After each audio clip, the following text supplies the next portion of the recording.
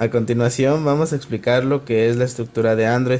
La estructura de Android consta de los iconos básicos con los que cuenta cualquier dispositivo Android, que son inicio, contactos, teléfono, explorador. Después tenemos lo que es el framework de aplicaciones, que representa fundamentalmente el conjunto de herramientas de desarrollo de cualquier aplicación. Toda aplicación que se desarrolle para Android, ya sean las propias del dispositivo, las desarrolladas por Google o terceras compañías, o incluso las que el propio usuario cree, utilizan el mismo conjunto de API y el mismo framework representado por este nivel. Entre las API más importantes ubicadas aquí se pueden encontrar las siguientes: lo que es el administrador de actividades, que es el conjunto de API que gestiona el ciclo de vida de las aplicaciones en Android. También tenemos el administrador de ventanas, que gestiona las ventanas de las aplicaciones y utiliza la librería Surface Manager. Después tenemos lo que es el administrador de telefonía, que incluye todas las API vinculadas en las funcionalidades propias del teléfono, ya sea llamadas, mensajes, etc. Después, el procesador de contenido, que permite a cualquier aplicación compartir sus datos con las demás aplicaciones de Android. Por ejemplo, gracias a esta API, la función de contactos, agenda, mensajes, etc. será accesible para otras aplicaciones.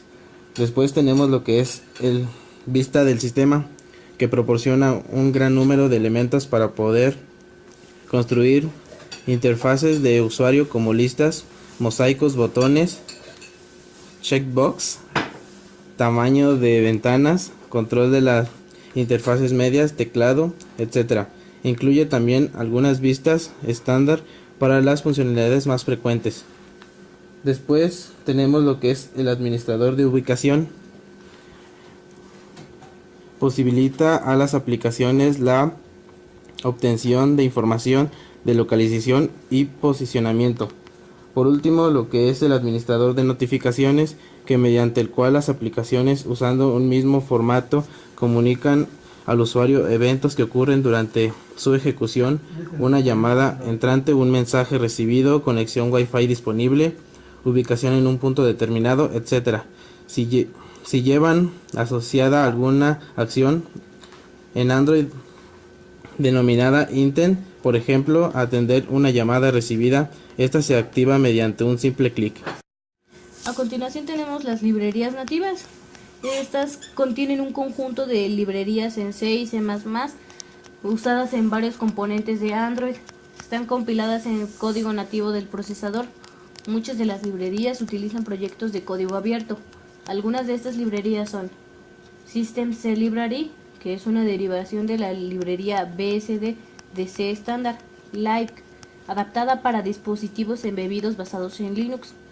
Después tenemos Media Framework, que es una librería basada en Packet Videos Open Core. Soporta códecs de reproducción y grabación de multitud de formatos audio, video e imágenes como MPEG-4, H.264, MP3, AAC, AMR, JPG y PNG. Después tenemos el Surface Manager, que maneja el acceso al subsistema de representación gráfica 2D y 3D. Enseguida de ese tenemos WebKit, que soporta un modelo de navegador web utilizado en el navegador Android y en la vista WebView. Se trata de la misma librería que utiliza Google Chrome y Safari de Apple. Enseguida tenemos SGL, motor de gráficos 2D. Y después tenemos librerías 3D, que son la implementación basada en OpenGL, es la API 1.0. Las librerías utilizan el acelerador hardware 3D si está disponible, o el software altamente optimizado de proyección 3D. Enseguida tenemos el FreeType, que son fuentes en bitmap y renderizado vectorial. Después de este tenemos el SQLite, que es potente y ligero motor de bases de datos relacionales disponibles para todas las aplicaciones. Y después y por último tenemos el SSL, que proporciona servicios de encriptación Secure Socket Layer, que son una capa de conexión segura. La siguiente fase de la estructura de Android es el runtime de Android. Este está basado en el concepto de máquina virtual utilizado en Java. Dado las limitaciones de los dispositivos donde ha de correr Android, poca memoria y procesador limitado, no fue posible utilizar una máquina virtual Java estándar.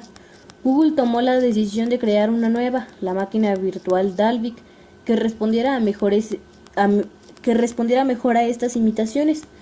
Algunas características de la máquina virtual de Dalvik que facilitan esta optimización de recursos son que ejecuta ficheros Dalvik ejecutables, formato optimizado para ahorrar memoria. Además, está basada en registros. Cada aplicación corre en su propio proceso Linux con su propia instancia en la máquina virtual Dalvik.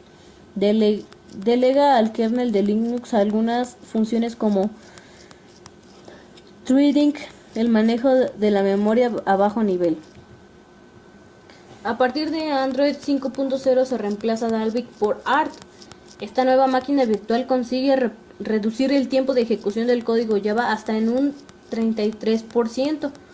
También se incluye el runtime de Android, el core de librerías, con la mayoría de estas librerías disponibles en el lenguaje Java. Por último, tenemos la última etapa de la estructura de Android, que es el kernel de Linux o el núcleo de Linux. Este está formado por el sistema operativo Linux versión 2.6. Esta capa proporciona servicios como la seguridad, el manejo de la memoria, el multiproceso, la pila de protocolos y el soporte de diversos de drivers para dispositivos. Esta capa del modelo actúa como capa de abstracción entre el hardware y el resto de la pila, por lo tanto es la única que es dependiente del hardware. Esto quiere decir que el kernel de Linux está relacionado con la parte interna y externa. Aquí el núcleo de Linux maneja lo que son los drivers. O sea, si yo quiero utilizar mi aplicación de la cámara, el driver de la cámara va a mandar llamar esa aplicación para que yo la pueda utilizar. Asimismo sucede con la pantalla, el teclado, el Wi-Fi, la memoria flash, el audio, la energía, etcétera. Y pues eso sería todo.